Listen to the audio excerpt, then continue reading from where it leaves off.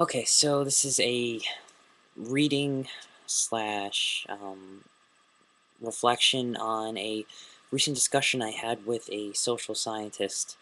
Um, I wouldn't exactly call him a bad apple, but he definitely does represent the more, I guess you could say, pessimistic viewpoint of where society's headed. And I think one important thing to do, not necessarily to harp on it, but to clear away the negative. I guess you could say the opposition that's far too negative and misses the point. So we can have a much more constructive and collaborative way of thinking about where we're headed in the future. Now, outside of the integral movement, outside of the holonic perspective of the universe, outside of that general philosophy, um, the mainstream culture, one of the new emerging memes, I guess you could say, is the internet is a social media revolution, and I definitely think this is very true. But it's also very important to see it in perspective of the whole evolutionary picture. So I'm just gonna read some common. Basically, I'm trying to clear up some of the misconceptions that often I've been facing actually in sociology about social change and how the internet's going to be changing things. So I'll just begin with reading. Uh, one of the reactions I got was that the idea of a decentralized society is utopian and idealistic. So let me just start off with my reply there. Um, so there appears to be a severe misunderstanding. Decentralization is not an ideal, but rather it's an observable phenomenon in society. Um, if you study the trends and even the changes that have taken place in the past 10 years, the internet has become a much more collaborative and powerful tool in modern society. Um, if I understand the opposition correctly, it's a new wave of enthusiasts who think the internet is going to fix and solve everything, liberate everyone. It certainly won't do that. But that doesn't discredit the reality it is going to change the way we organize ourselves within society significantly. It already has to some degree. That's a reality we're all facing and utilizing as we speak here. This isn't a prophecy, it's more of a phenomenological observation. Society appears to be on its way to organize itself in far more complex ways. It will still have its own laws and its own rules and its own limitations. There will be power structures and challenges just as there are today, but they will be significantly different. The laws that operate and help our society organize itself are changing. You can call this devoid of evidence, but I do recommend checking out Flash Mobs by Rheingold and Here Comes Everybody by Clay Shirky for a very in-depth analysis of the modern social and technological trends that are going on. Um, so there will be greater wholes. In other words, society is leading towards a more complex whole, and it will require a greater order of organization in order to sustain itself. And I believe this is more than observable right now. It's not really a dialectic, it's not really some kind of fixed endpoint as Marx might be seeing.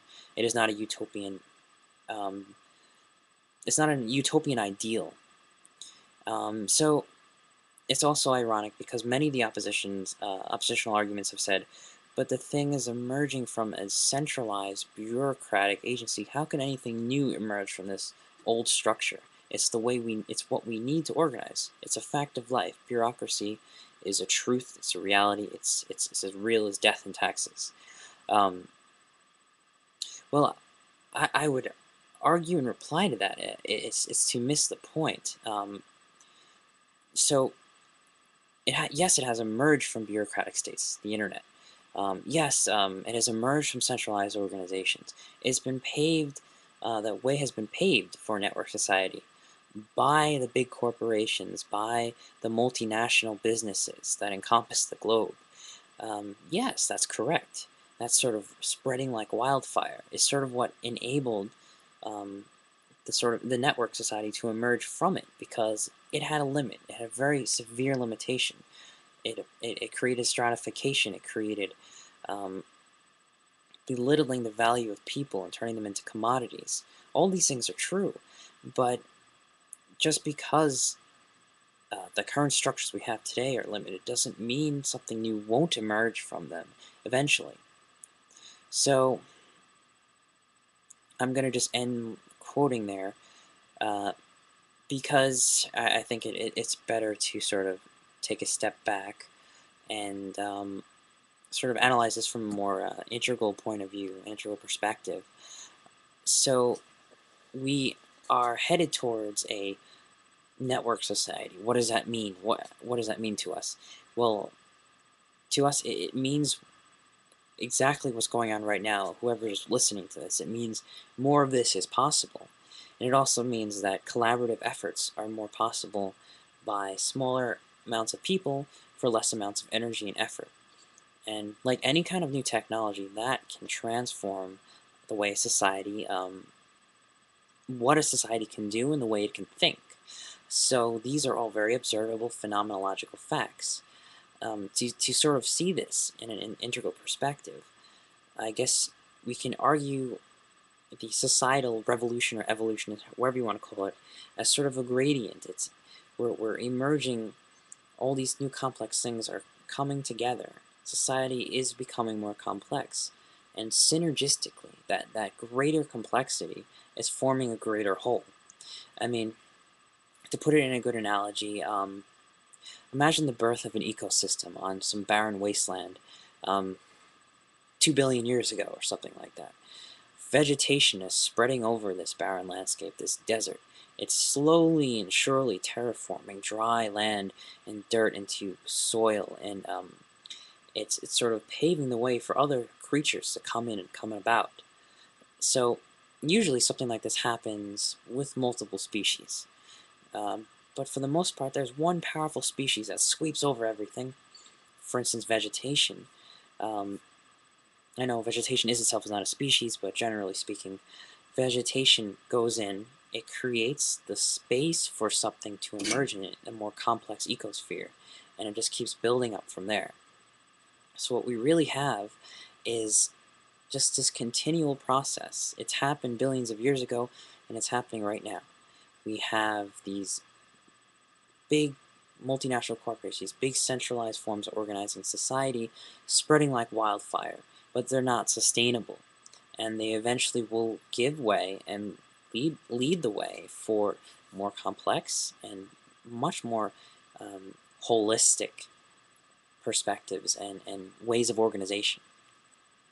And if anything that one might study from integral philosophy, from the whole Holonic theory of organizing the universe, the trend is, and I mean even in Wilbur, the trend is always the next whole, the next greater whole, is even more encompassing. It transcends and includes better than the last whole did. So now the last whole is now a part of a larger perspective and a larger perspective, becoming ever more encompassing and ever more inclusive and integral. So really you can see, I mean, for any integral theorist out there who's listening, or anybody, because really this is sort of a more universal kind of idea. The internet is simply the internet is paving the way. It's literally the nervous system, the skeletal structure of a more inclusive society, a more participatory society. So, seeing it philosophically, evolution is always including more. Evolution is always encompassing more, ever greater, holistic, ever more embracing. Um, when it doesn't do that, it becomes too unstable and falls away, falls apart. So really what we're headed towards is, speaking just completely straight terms, is a society where to you will participate more, you'll have the potential to organize and collaborate more, and you'll have the potential to shape society more for you, to include you more, and not just become a cog in the machine, a more living, vibrant society. So yeah, your thoughts, ideas, critiques are more than welcome. Thanks for listening.